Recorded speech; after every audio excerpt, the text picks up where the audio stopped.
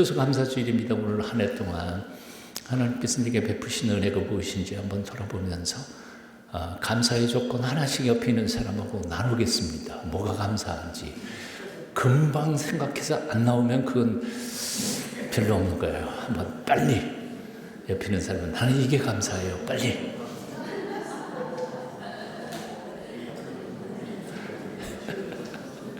네, 열심히 머리를 쥐어 짜내고 있습니다. 저는 몇 주 전에 병원에 갔는데 체크를 했는데 거의 모든 게 정상이 됐다고 혈압약도 먹지 말라 그러고 당뇨약도 먹지 말라 그래서 혈압약, 당뇨약 끊었습니다. 감사한 거 아닌가요?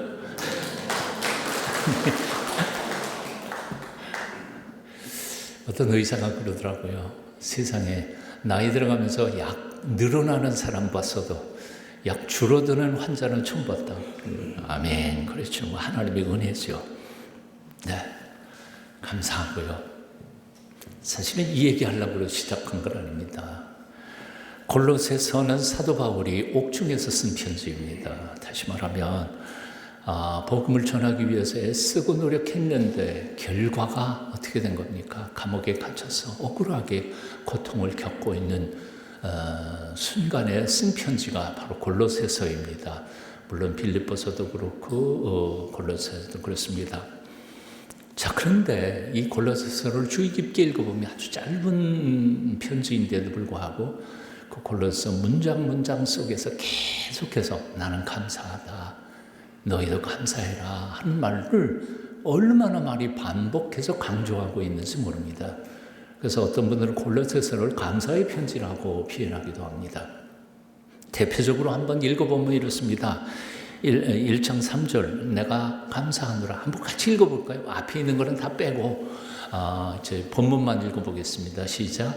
내가 감사하노라. 감사하게 하시기를 원하노라. 감사함을 넘치게 하라. 감사하는 자가 되라. 감사함으로 찬양하고 하나님 아버지께 감사하라. 감사함으로 깨어있으라. 그리고 특별히 오늘 본문 말씀에는요, 매 구절마다 감사라는 단어가 나옵니다. 15절에 보면 감사하는 자가 되라. 16절에 보면 감사하는 마음으로 하나님을 찬양하라. 17절에 보면 하나님 아버지께 감사하라. 자, 여기에서 아주 중요한 한 가지의 교훈을 받습니다. 그것은 무고하니 우리 그리스도인들에게는 감사가 환경이나 조건과 상관이 없다는 것이죠. 환경과 조건을 초월해서 감사할 수 있는 것이 바로 온 우주를 지으신 창조자 하나님을 아버지라고 고백하는 이들의 감사여야 한다는 겁니다. 그러니까 내가 돈 많이 벌어서 감사한 것도 아니고 또 건강이 회복돼서 감사한 것도 아니고 출세해서 감사한 거라 자식이 좋은 학교에 입학해서 감사한 게 아니라 그럼에도 불구하고 감사하는 고난과 역경과 아픔 속에서도 감사하는. 근데 어떻게 그렇게 감사할 수 있습니까? 딱 두 가지만 생각하면 그래요. 이 목숨 다 어디서 왔나요? 하나님이 거저주신 겁니다. 여러분 돈 주고 여러분의 목숨과 생명의 기회를 받은 적이 있으세요? 아무도 없어요. 오늘날 딱 태어나 보니까 내가 인생을 살아갈 수 있는 기회를 하나님이 내게 주신 거예요. 이거보다 더 소중한 게 어디 있어요? 근데 이거에 대해 플러스해서 나 같은 죄인이 죽어마땅하고 지옥 문턱 들어가야 될 판인데 하나님 아버지께서 당신의 외아들 예수 그리스도를 죽여서 그 피값으로 우리를 당신의 자녀 삼아주시고 지금 당장 죽어도 하나님 나라 들어갈 수 있는 특권을 우리에게 선물로 주신 거, 이거 감사한 거 아닌가요? 예? 그 이외의 것은 그냥 보너스일 뿐이지 이 감사만 해도 우리는 그냥 감사해야 된다는 겁니다. 그러므로 우리 그리스도인들은 감사의 조건을 따져서 감사하려고 그럴 필요가 없어요. 이미 감사한 것뿐이에요. 오늘도 이렇게 숨쉬고 살아있다는 그 사실이 감사한 거고, 오늘도 눈에 보이지 않는 믿음의 세계를 볼 수 있게 하셔서 주일 그 가고 싶은 데 많은데도 다 포기해버리고 예배당에 와서 눈에 보이지 않는 하나님 아버지께 예배할 수 있는 믿음을 가졌다는 게 감사한 것이죠. 어떤 사람이 부자 친척 집에 가서 돈 10,000원만 달라고 그랬습니다. 꿔달라는 게 아니라 달라고 그랬어요. 근데 그 부자 친척 아저씨가 두말않고 10,000원을 꺼내서 줍니다. 근데 이 사람이 그 집에서 나오면서 하는 말이 뭔지 아십니까? 에이씨, 10만 원 달라고 그랬으면 10만 원 받을 텐데 겨우 10,000원밖에 못 받았네. 그러고 나가더라는 거죠. 한마디로 말해서 불평하는 사람은 감사해야 할 상황에도 불평하더라는 거예요. 감사하는 사람은 감사할 수 없는 조건 속에서도 감사하더라는 겁니다. 그래서 오늘 본문 15절에 보면 사도 바울은 우리에게 제일 먼저 이렇게 명령합니다. 너희는 또한 감사하는 자가 되라. 한번 같이 읽어볼까요? 너희는 또한 감사하는 자가 되라. 이 주의 깊게 이 본문을 읽어야 합니다. 감사하라 라는 명령이 아니라 감사하는 사람이 되라고 명령하고 있는 겁니다. 즉 감사하려고 노력하는 게 먼저가 아니고 먼저 내가 감사하는 사람이 되면 감사하게 돼 있다는 거죠. 이것은 예수님의 가르침과 맥을 같이 할 수 있는 겁니다. 예수님께서는 누가복음 6장 43절에서 이렇게 말씀하시죠. 조금 쉽게 제가 풀어봤습니다. 좋은 나무에 좋은 열매가 맺고 나쁜 나무에 나쁜 열매가 맺는다. 좋은 나무가 나쁜 열매를 맺을 수 없고 나쁜 나무가 좋은 열매를 맺을 수 없다. 그러니까 결론은 뭡니까? 먼저 내가 나쁜 나무인데 좋은 열매 맺으려고 노력하지 말고 먼저 좋은 나무가 되어 그러면 좋은 열매가 맺힐 거예요. 예수님께 또 다른 말씀에서 이런 말씀하신 겁니다. 선한 사람은 선한 그 마음속에 쌓은 선에서 선을 내고 악한 자는 그 마음속에 쌓은 악에서 악을 내느니라. 우리는 거꾸로 가요. 거꾸로 가요. 사람은 안 바뀌었는데 착한 척하고 살아가려고 노력해요. 해봐야 소용없다는 거예요. 너 먼저 변화돼야 돼. 성령으로 뒤집어 바꿔지고 하나님의 사람이 된 순간 우리는 감사할 수 있고 기뻐할 수 있다는 사실이죠. 보통 기상 상태에 따라서 비행기가 뜨기도 하고 못 뜨기도 합니다. 이게 보통 비행기죠. 근데 전투기나 혹은 폭격기 같은 거 보면 어때요? 비가 쏟아져도 폭풍이 불어도 떠서 상대방이 가가지고 폭격할 수 있는 전천후 폭격기가 있잖아요. 전천후라는 말이 뭐예요? 기상 상태에 상관없이 뜨고 임무를 수행할 수 있는 거지. 보통 사람들은 다 조건과 환경에 따라서 그냥 막 감사하기도 하고 불평하기도 합니다. 하지만 사도 바울 같은 사람은 아니요. 감옥 속에서도 감사한 겁니다. 사랑을 여러분이 전천후 감사자가 되시기를 축원합니다. 감사하려고 노력하지 말고 먼저 성령님의 능력으로 사람이 변화되어서 고난과 역경 속에서도 감사하고 기뻐할 수 있는 하나님의 사람들이 되시기를 축원합니다. 옆에 있는 사람들에게 축복하십시오. 전천후 감사자가 되십시오. 말은 그렇게 했는데 세상이 그거 어떻게 되나? 어떻게 하면 그렇게 될 수 있을까요? 오늘 본문 말씀 속에 3가지 비결을 가르쳐주고 있습니다. 첫 번째 비결은 이겁니다. 한번 같이 읽어보실까요? 시작. 예수님의 평강이 우리 마음속에 들어오셔서 그 평강이 내 마음을 주장하게 하면 그러면 바로 감사하는 사람이 된다는 거죠. 오늘 15절에 그렇게 말씀했어요. 그리스도의 평강이 너희 마음을 주장하게 하라. 너희는 평강을 위하여 한 몸으로 부르심을 받았나니 너희는 또한 감사하는 자가 되라. 감사하는 자가 되라. 감사하는 자가 되는 방법, 내 마음속에 그리스도의 평강이 나의 마음을 통치하시도록 위탁하는 거예요. 먼저 예수 그리스도께서 내 마음을 다스리도록 위임하는 거예요. 정욕이 내 마음을 다스리고 야심이 내 인생을 흔들 때에는 내 마음속에는 근심, 걱정, 염려밖에는 들 게 없습니다. 하지만 예수께서 오셔서 인생의 주인이신 예수님의 평강, 평화, 평안이 내 마음을 지배하고 통치하기 시작하는 순간 우리는 어떤 역경 속에서 감사할 수 있다는 거죠. 데살로니가 후서 5장에 보면 이런 말씀 있잖아요. 항상 기뻐하라. 그리고 쉬지 말고 기도하라. 범사에 감사하라. 이게 하나님께서 너희를 향하신 뜻이다. 그런데 사실 이 말씀 읽으면서도 우리는 이게 거의 불가능한 명령처럼 들려요. 어떻게 항상 기뻐해? 슬플 때도 많은데. 어떻게 범사에 기쁜 거, 좋은 거에 대해서는 감사할 수 있지만 나쁜 일이 벌어졌는데 그거에 대해서도 감사할 수 있어? 없어요.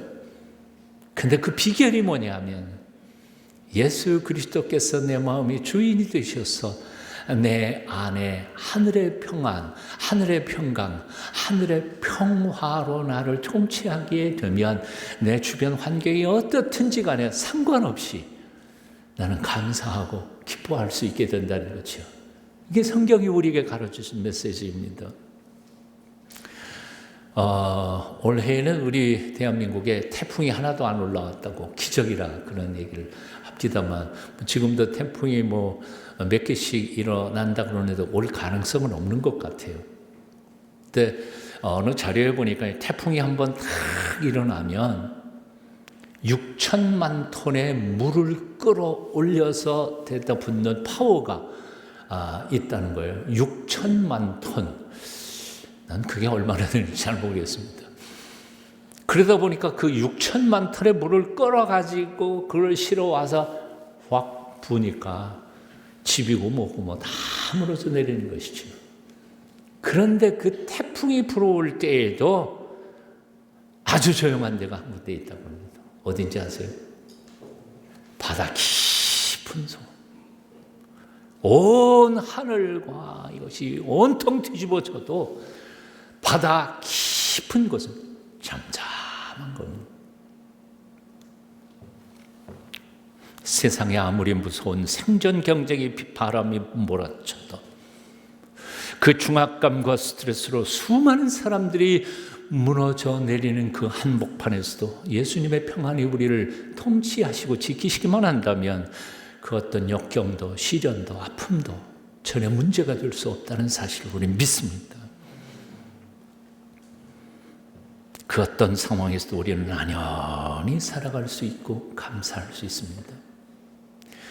예수님께서 십자가를 지시기 바로 직전에 제자들하고 마지막 만찬을 하시면서 설교하신 것이 바로 요한복음 14장, 15장, 16장입니다. 세 장이 마지막 설교이죠. 유언입니다. 그리고 17장은 그 말씀을 끝낸 후에 그들을 위하여 그리고 역사와 시대를 넘어서서 우리를 위하여 기도하신 기도문이 17장 전체의 대제사장의 기도입니다. 14장, 15장, 16장 그리고 그 16장 끝부분에서 마지막 유언의 말씀을 다 하시고 난 다음에 예수님께서 제자들에게 당부하신 말씀 몇 마디가 있습니다. 그 중에 대표적인 게 바로 맨 처음에도 시작은 이런 거죠. 평안을 너희에게 끼치노니 곧 나의 평안을 너희에게 주느라. 내가 너희에게 주는 것은 세상이 주는 것과 같지 아니하니라. 너희를 마음에 근심도 말고 두려워하지도 말라. 이 말씀 두 번만 한번 내 가슴에 새기는 마음으로 같이 읽어 보셨으면 좋겠습니다. 같이 읽어봅니다. 시작. 평안을 너희에게 끼치노니 곧 나의 평안을 너희에게 주느라. 내가 너희에게 주는 것은 세상이 주는 것 같이 아니라 너희는 마음에 근심도 말고 두려워하지도 말라. 한 번 더요. 평안을 너희에게 끼치노니 곧 나의 평안을 너희에게 주노라. 내가 너희에게 주는 것은 세상이 주는 것 같지 아니하니 너희는 마음에 근심도 말고 두려워하지도 말라. 그리고는 마지막 결론 부분에서 요한복음 16장 33절에 이런 말씀도 하십니다. 한번 같이 읽어봅니다. 이것을 너희에게 이름은 너희로 내 안에서 평안을 누리게 하려 함이라. 세상에서는 너희가 환난을 당하나 담대하라. 내가 세상을 이겼노라. 아멘. 아멘. 세상에서는 너희가 환난을 당하나 담대해라. 내가 세상을 이기었노라. 이 예수 그리스도의 이 평안을 경험했던 사도 바울은 그래서 로마 감옥에서 죽음을 앞에 두고도 가장 사랑했던 빌립보 교회 성도들에게 이렇게 편지를 보냅니다. 아무것도 염려하지 말고 오직 모든 일에 기도와 간구로 너희 구할 것을 감사함으로 하나님께 하려라. 그리하면 모든 지각에 뛰어난 하나님의 평강이 그리스도 예수 안에서 너희 마음과 생각을 지키시리라. 아무것도 염려하지 마라. 그냥 기도와 간구로 너희 구할 것을 하나님 앞에 아뢰. 그렇게 하기만 한다면 모든 지각에 뛰어난, 이 지각에 뛰어나다는 말이 사실 번역이 조금 어렵습니다. 지각, 이게 영어 성경에 쓰는 understanding이에요. 이해한다는 거예요. 즉 지각에 뛰어났다는 말은 이해를 넘어서는, 이해를 초월하는, 보통 상식으로는 도저히 이해할 수 없는, 그래요. 하나님의 주시는 평화는 우리 인간의 상식으로는 이해할 수 없어요. 사랑은 이가 죽었는데 평안할 수 있는 마음을 얻을 수 있는 것은 하나님이 주시는 선물일 뿐이지 그 고통을 어떻게 해결할 수 있어요? 그건 설명이 안 돼요. 사업이 쫄딱 망했는데 그냥 마음이 평안해요. 이거 하나님이 주시는 선물이지 인간적으로는 이해가 안 되는 거예요. 모든 지각에 뛰어난 하나님의 평화, 평안, peace. 헬라어로는 에이레네라고 하는데 그리스도 예수 안에서 너희 마음하고 생각을 지켜주실 것이다. 아멘. 주위 환경과 조건들 때문에 세상 요란하게 들려오는 소문들과 시련의 광풍 때문에 여러분의 마음이 무너져 내리지 않게 되기를 축원합니다. 요즘 얼마나 어려운 소식들이 많이 들려옵니까? 요즘 정말 눈 뜨고 뉴스를 보기 싫어요. 미국에서부터 들려오는 소식부터 시작하면 과연 우리에게 희망이 있을까 하는 생각이 들어요. 될까 하는 생각도 들고요.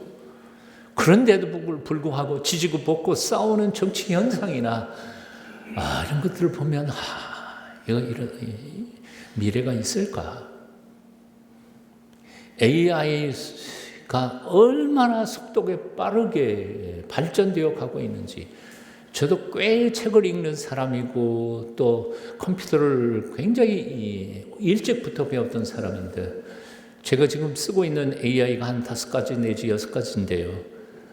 지금 살펴보니까요. 수백 가지가 새로운 것들이 나타나기 시작하는데 변화를 따라잡을 수가 없어요. 과연 우리가 3, 4년 뒤에 어떤 세상을 살게 될 수 있을까? 겁나요. 하지만 무지막지한 태풍 속에서도 바다속 깊은 곳은 고요하고 잠잠한 것처럼 주님의 평강이 여러분 마음을 주장하게 하심으로 어떤 역경과 어려움과 시련 속에서도 흔들리지 않고 당당하게 사랑하는 저와 여러분이 됐으면 좋겠습니다. 세상 욕망이나 정욕이 여러분의 마음을 휘젓도록 내버려 두지 마십시오. 매 순간 기도로 주님 앞에 나아가서 주님께서 주시는 하늘의 평안으로 용기와 담력을 회복하실 수 있게 되기를 축원합니다.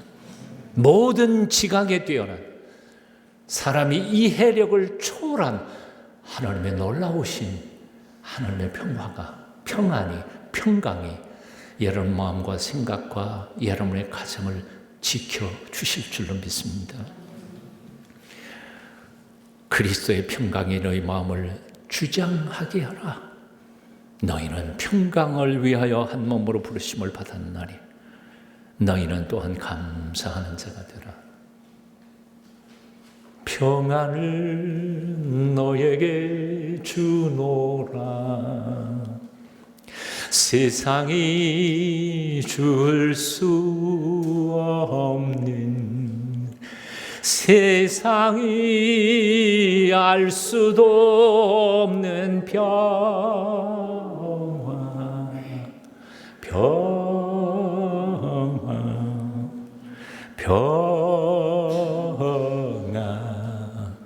평안을 내게 주노라. 오늘 이 아침 주님께서 선물하시는 평안, 여러분 마음속에 넘치시기를 축원합니다. 두 번째 비결이 있습니다. 어떻게 하면 전천후 감사자가 될 수 있을까? 두 번째, 함께 같이 읽어봅니다. 시작.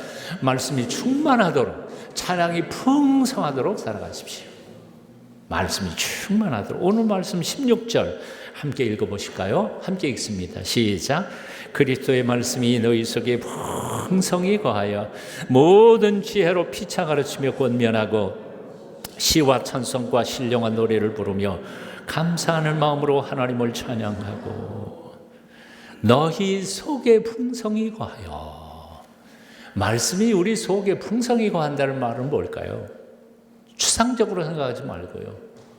말씀이 우리 속에 풍성한, 우리 속은 뭘까요? 먼저 생각이고요, 마음이고요, 우리의 영혼 속에 말씀이 충만하게 차 있는 거예요. 말씀을 듣지 않고, 말씀을 큐티하지 않고, 말씀을 암송하지 않고 충만할 수 있을까요?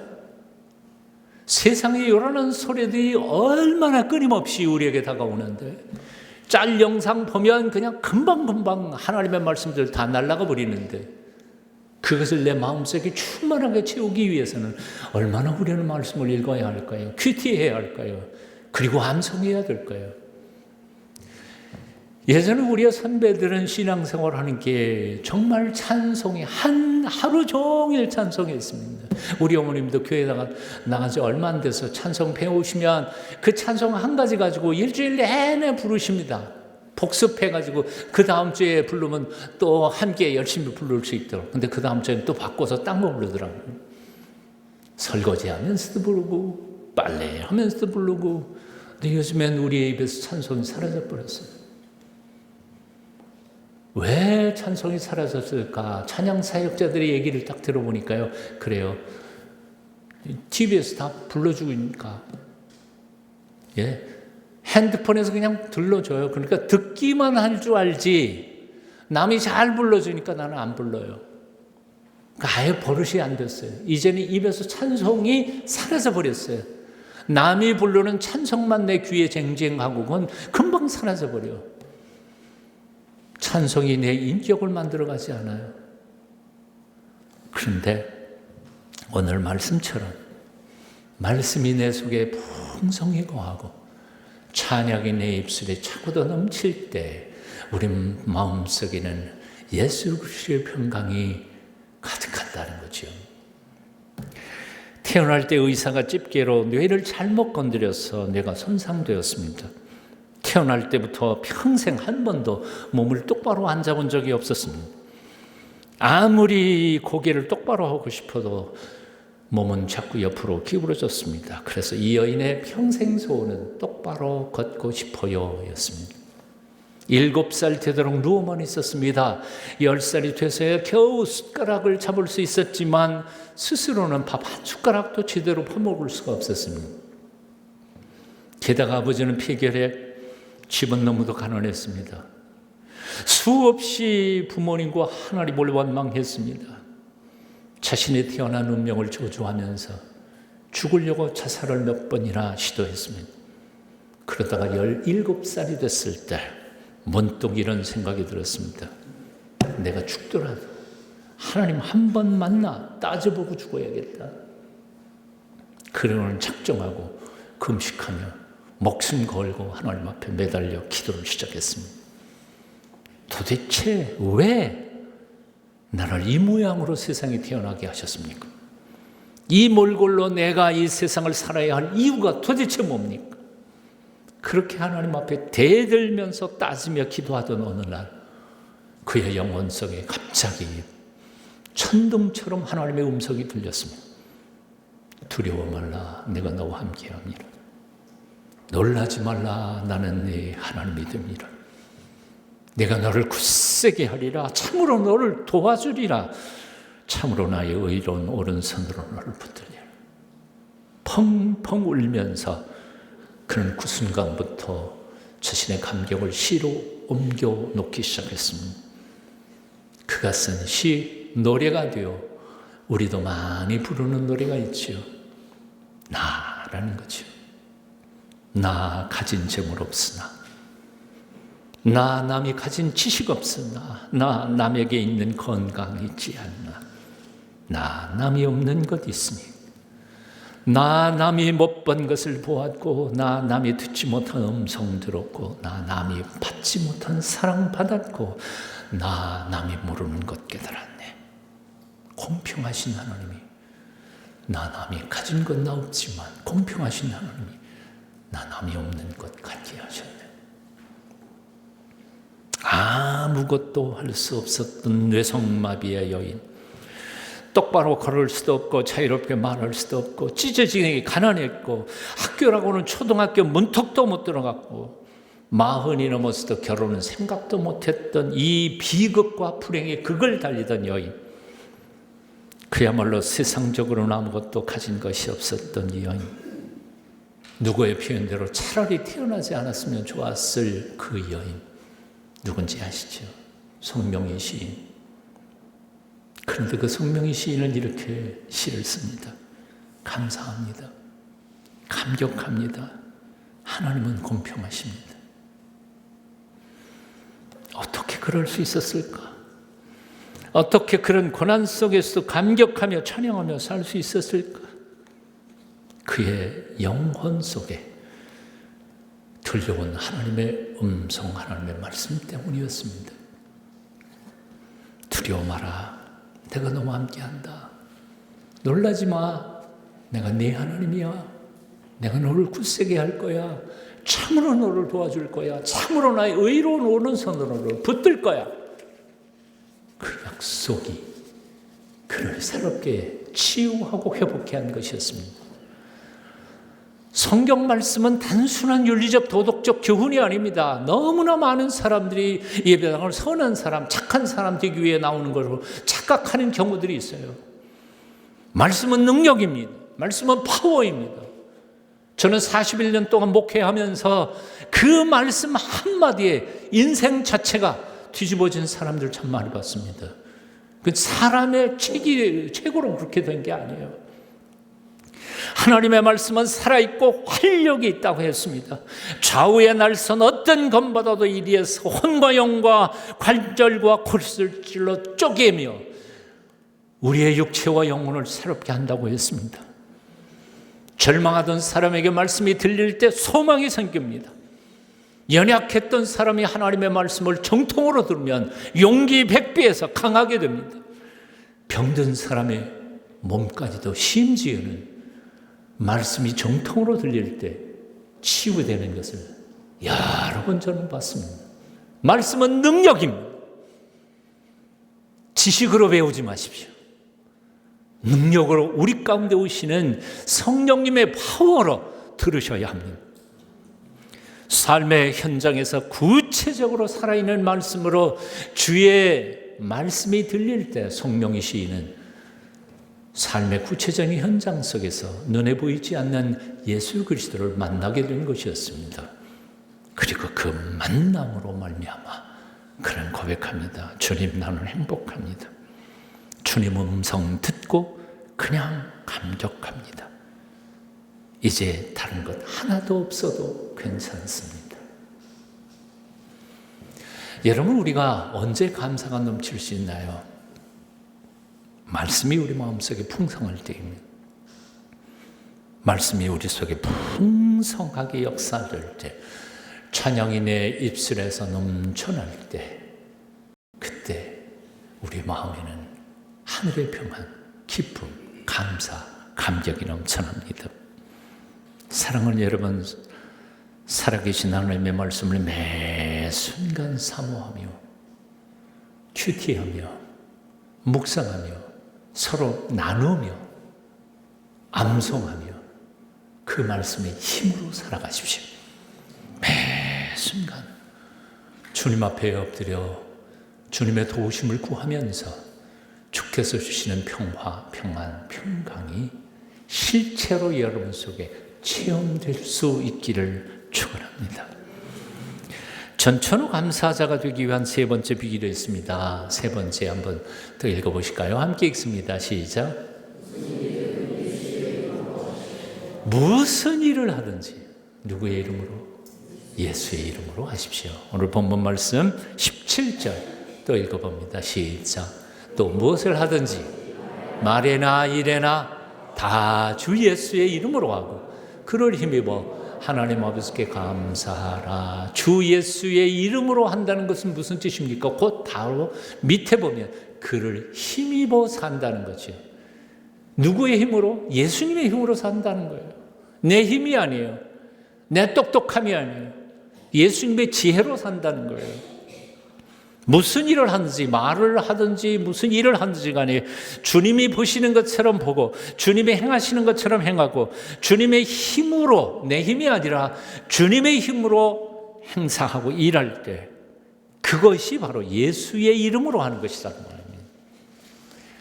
현대의 가장 위대한 영성가인 헨리 나우에가 In the name of Jesus, 예수의 이름으로라는 아주 작은 책이지만 중요한 책을 썼습니다. 크리스천 리더십에 대한 아주 중요한 가르침입니다.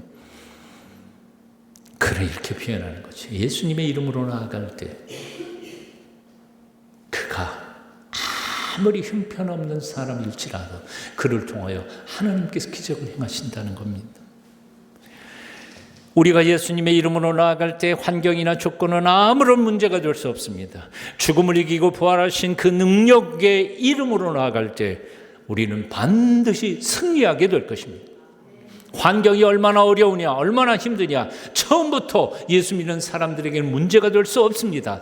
단지 우리가 부활의 능력이신 예수 그리스도의 그 능력으로, 그 이름으로 살고 있느냐, 아니면 내 어쭙지 않은 지식이나 어쭙지 않은 믿음이나 나의 힘으로 살려고 하느냐, 여기에 문제가 있을 뿐입니다. 사랑하는 여러분, 풍파있는 세상으로 나아갈 때 예수님의 이름으로 나아가십시오.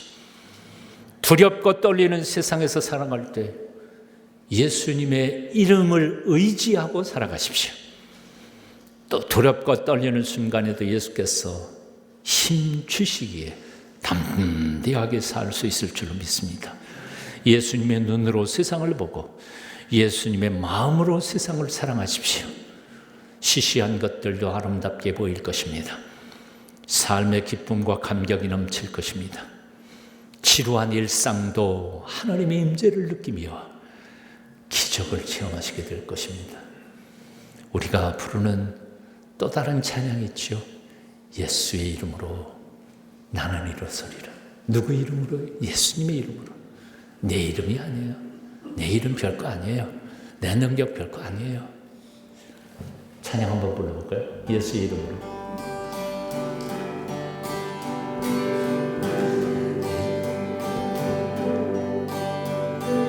예 이름으로 나는 일어서리라.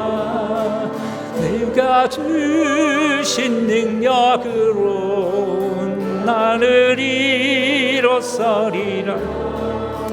원수가 날 향해 와도 쓰러지지 않으리. 주가 주신 능력으로, 주가 주신 능력으로, 주가 주신 능력으로 일어서리. 한 10번 부르고 싶은데 시간이 짧으니까 영자신문 코리아 헤럴드 아주 오래전에 실렸던 글입니다. 뭐 여러분도 보셨을지 모르겠는데 애니스 메일박스라고 하는 그 상담 코너가 있어요. 거기에 이런 글이 실렸었습니다. 한번 마지막으로 같이 읽어봅니다. 옷이 잘 맞는 것을 감사하라. 왜냐하면 마음껏 먹을 수 있다는 것을 뜻하니까. 파티 후에 청소해야 할 지저분한 것들을 감사해라. 왜냐하면 친구들이 주위에 많다는 것을 뜻하니까. 내야 할 세금을 감사해라. 왜냐하면 일할 수 있는 직장이 있음을 뜻하기 때문에. 잔디를 깎고 창문을 고치는 일을 감사하라. 왜냐하면 살 집이 있음을 뜻하니까. 연료값 청구서를 감사하라. 왜냐하면 따스하게 살고 있다는 것을 뜻하니까. 세탁할 빨래들을 감사하라. 왜냐하면 입을 옷들이 많다는 것을 뜻하니까. 주차장이 떨어져 있음을 감사해라. 걸을 수 있음을 뜻하니까. 교회에서 음정 틀리는 찬송하는 사람이 있다면 감사해라. 그 소리를 들을 수 있는 청각이 있음을 뜻하니까. 이야, 이게 은혜 아니에요? 여기서 찬양하는데 앉아가지고 자꾸 비판하고 저 집사님 틀렸네. 그 틀린 음을 들을 수 있는 청각을 주신 하나님께 찬송해야죠. 같이요. 정부에 대해 불평하는 사람들을 감사하라. 왜냐하면 언어의 자유가 있다는 것을 뜻하니까. 아침에 일찍 울리는 차명종 소리에 감사하라. 왜냐하면 내가 살아있음을 뜻하니까. 매사 긍정적으로 살펴보면 불평할 일이 없다. 감사할 일만 차가더 넘친다. 아멘. 기도하겠습니다. 감사하신 주님, 우리에게 단 한 번의 기회이지만 소중한 생명 주셔서 감사합니다. 눈에 보이지도 않는 영적 세계를 찾아갈 수 있는 믿음을 주신 것도 감사합니다. 사랑하는 사람들을 우리 곁에 두셔서 사랑하며 사랑받으며 살게 해주신 것도 감사합니다. 아름다운 교회를 주셔서 아름다운 신앙의 동지들을 곁에 두셔서 감사합니다. 우리가 서로 완전하지 않아서 그래서 함께 부대끼면서 같이 성숙해 갈 수 있어서 감사합니다. 오늘 감사를 배울 수 있어서 감사합니다. 예수님의 이름으로 기도합니다. 아멘.